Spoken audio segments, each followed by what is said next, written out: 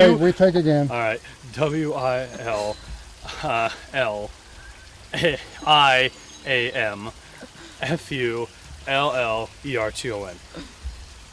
Madeleinegervason.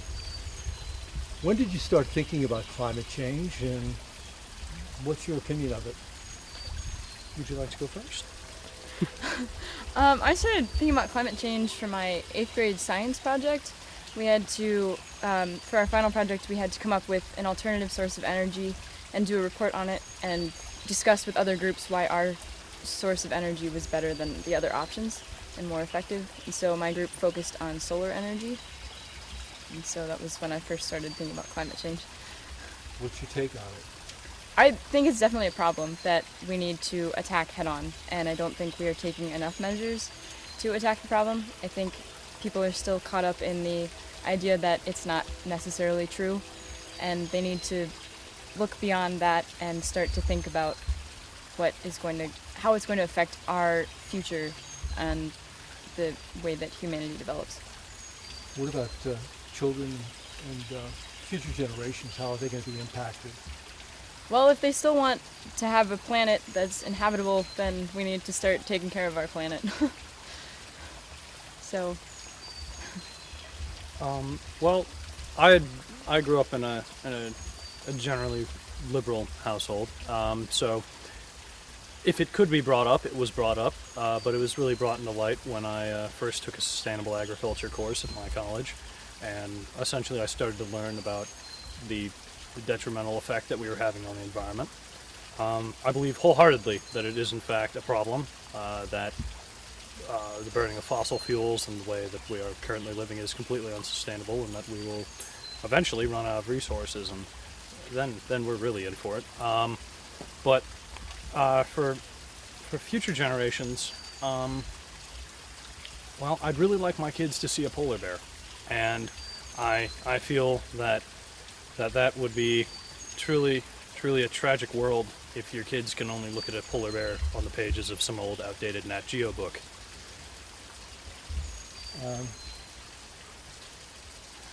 Are frequent violent storms and very hot summers a problem, do you think, for the planet, for people?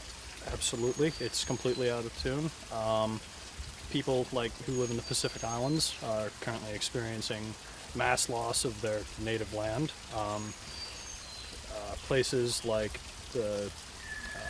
South America, who are experiencing massive climate change, are losing their fishing industries due to changing water temperatures. Places like the Great Barrier Reef are probably, if it doesn't fix itself or be fixed in the next 50 or so years, are just going to see a complete destruction of the place due to how it's accumulated and gotten accustomed to the normal water temperature there.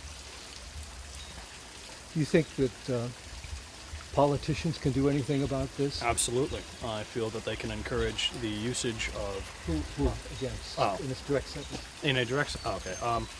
I feel that they can propose regulations upon gas companies and oil companies to essentially either practice safer methods or outright stop, and switch to more renewable sources of energy, such as wind or geothermal energies, rather than the detrimental coal burning and oil burning companies that are so prevalent in Washington, D.C. nowadays. Right. So what are you going to do personally to combat climate change? I've been working mostly at home on making a little windmill, because why would you be using anything if you could be making a windmill? Been practicing sustainable ag for a year, about a year now. The class certainly helped me get more experience in that, but definitely been growing more of my own stuff. And while I do still live with my parents, I've been lobbying heavily to them to get electric cars rather than buying cars that continue to run on diesel and gasoline. Excellent. Do you have any worries about rising sea levels for friends living on the coasts? one of my best friends lives in Jersey, and I'm fairly certain he wouldn't be too happy if his whole place turned into beachfront property. So, yeah, that's definitely a concern. All of our major cities, well, the large trade hubs and the cities that are relatively important on a national scale, are on the coast. So, unless we build a very large wall, we'll be seeing the subways won't be working too well there. So that should be a main concern. Who, you have anything you want to add? I mean, I agree with what he says. Going back on what politicians can do, I think that politicians can. I think we need to focus on the coal industry. I think the government hasn't looked at regulating the coal mining industry fair enough, and I think that they need to put in more regulations to ensure that their water is safer. And I think with the water being safer, then we have a healthier climate, and so it's important. What about the jobs of miners? Well, it was interesting because I took an environmental science class last semester, and the companies that are developing these new renewable resources and renewable energies are growing, so they'll need people in their workforce. So they're not necessarily losing jobs, they're just switching industries. And I think people need to realize that. Anything else you want to say? I wanted to add a little on to what she was saying, which was that in probably the next 20 years, we're going to see a shift away from labor being turning to people for labor, and it would be more of a mechanized operation, while things such as circuitry for windmills or the taking care of geothermal wells would require more of a personal touch just to make sure that they run and are wired correctly.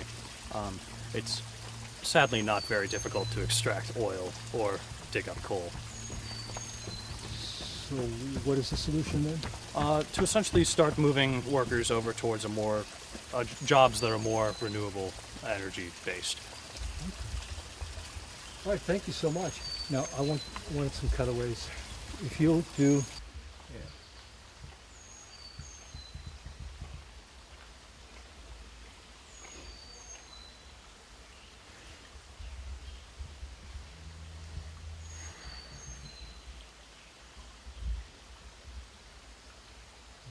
If you to the lips.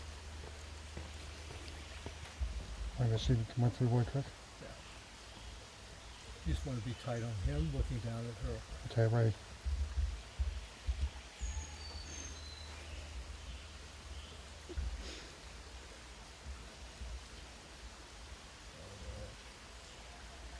All right, thank you so much. Alrighty, In here, if you want, be with your parents.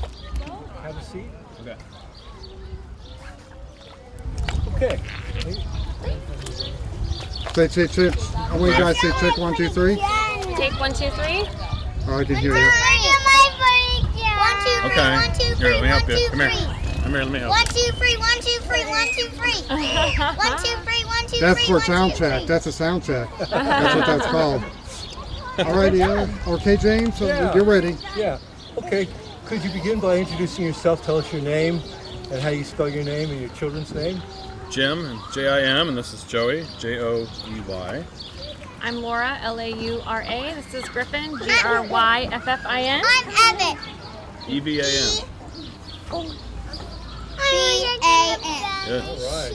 And my brother's Anna. name And when did you start thinking about climate change, what it means to you and what it means to your kids? Probably when they were first born, and thinking about weather changing and how it would affect them, how much we could be outside, how much we should be outside, and about different things like that. So probably when they were born. Definitely before we had kids, we would consider it because we want to make sure What's that?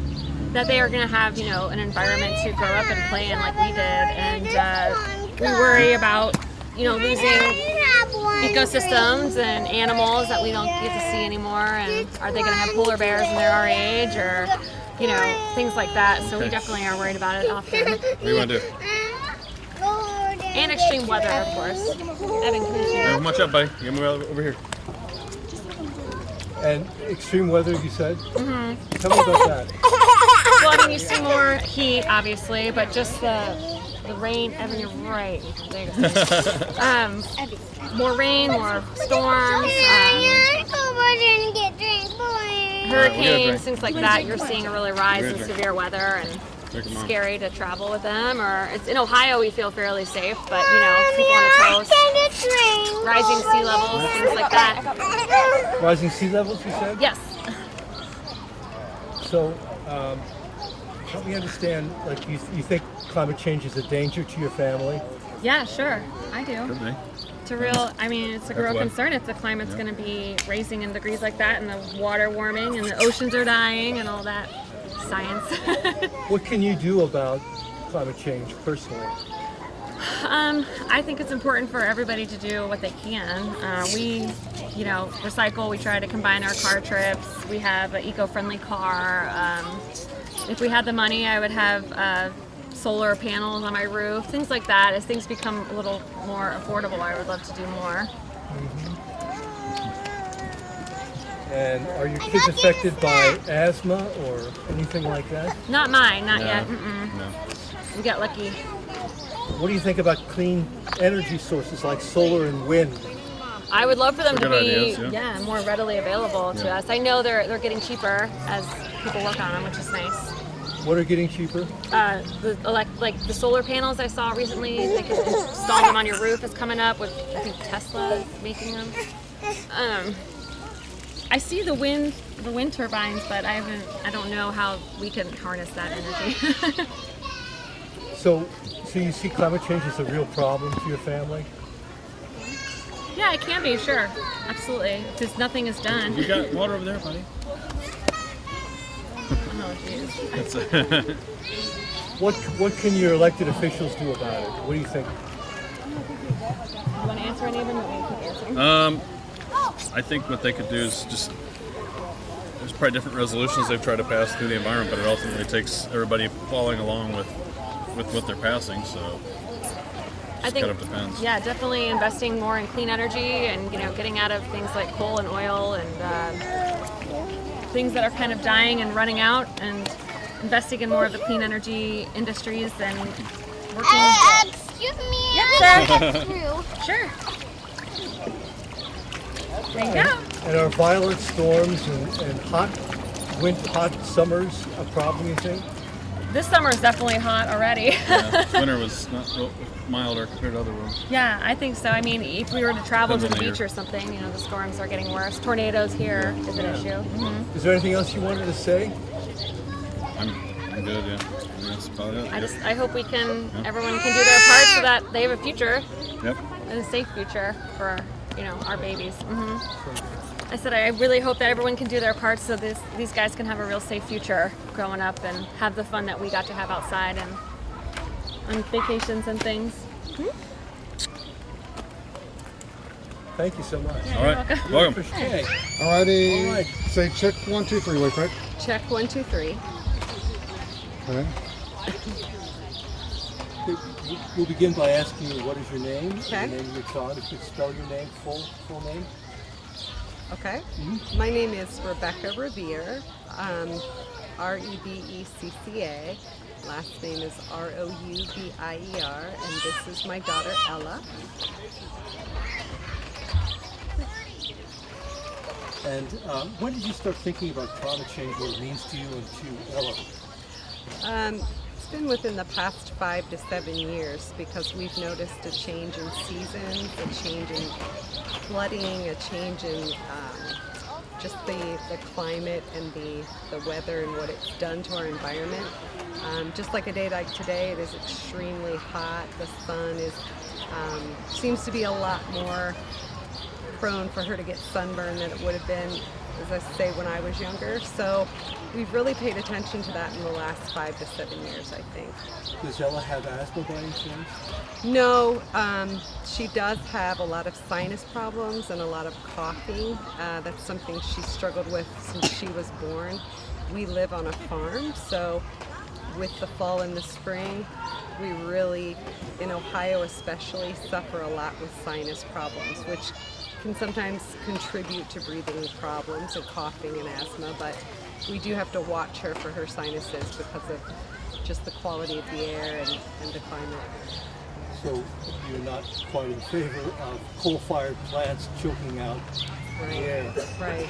Yeah, we don't appreciate the pollution and how that affects our environment, and you know, we have to protect our planet for our children. So that's something that my family has always paid attention to and tried to support, not polluting and really making wise choices with our resources. What kind of personal choices do you make? Well, we recycle. We try to be very careful about living on a farm, not to have open fires. We pay attention to the types of chemicals and things that are being used on our fields and on our plants. We're trying to participate and support environmental groups and environmental projects. Teach her about nature. Coming to a park like this, it's important to always leave an area you enter better than what you left it in. So that's something we try to teach our children and help promote to others, because sometimes it's just a lack of education. People don't care, so they pollute, they burn, they do things that they aren't realizing could have harmful effects down the line. When are more frequent violent storms and hot summers a problem to you, or are they? Well, they are a problem because What are? I'm sorry. the more violent winters and the hotter summers, it makes it more difficult for younger children and older members of our family to get outside and exercise and have the same quality of life. And in the wintertime, we live in a remote area. Makes it difficult for us to get to where we need to be for work, the store, just family events, and it affects our quality of life. So the seasons and the slow change where it used to be winter, spring, summer, fall, it's more of like really, really hot or really, really cold. So it's not like that seasonal break anymore. Ohio legislators want to know what you believe about actions to protect God's good creation. What could you tell them about protecting God's good creation? Well, I do not have firsthand knowledge of what type of legislature and laws there are for Ohio right now. Maybe I should be more educated in that area. What I would encourage and promote is for them to really pay attention to the studies that are out there, the environmentalist groups that are trying to promote change and promote, you know, conserving the resources that we have. So I would really need to educate myself more on that before I spoke to any type of legislator. And although we live inland in Ohio, rising sea levels for your friends and family on the coast, does that worry you? Do you have any friends and family there? I do. The one thing, just a second, the one thing that we really pay attention to are, you know, the types of storms that occur. The name is slipping my mind right now, but the different types of hurricanes and things that happen in those types of areas. You know, we worry about the sea life in the oceans as well, because it's going to affect them, and it's the chain of life. You know, when the fish are sick and dying, that's eventually going to catch up to us. It affects what we eat. It affects everything around us, the water we drink. So yeah, we're definitely concerned about changes with the ocean and the environment, you know, around the ocean and within the ocean as well. And finally, do you have a faith tradition that you belong to, and does it speak to a moral imperative about dealing with climate change or not? We do believe in God. We do attend church. You know, I think the way I've been taught religiously is to respect everything God has created, starting with myself and my environment. So, I mean, I don't really know any specific religion's specific viewpoint to climate change, but it's all about respecting anything God's created. So that would include our environment and our planet. That's my viewpoint on that. Is there anything else you wanted to share? No, I don't know who might see this or how this might help anyone, but I hope that for our children and my children's children that people start to make changes so that we can protect the planet that we have and keep it here for many generations to come. That's all. Okay. Thank you so much. Oh, no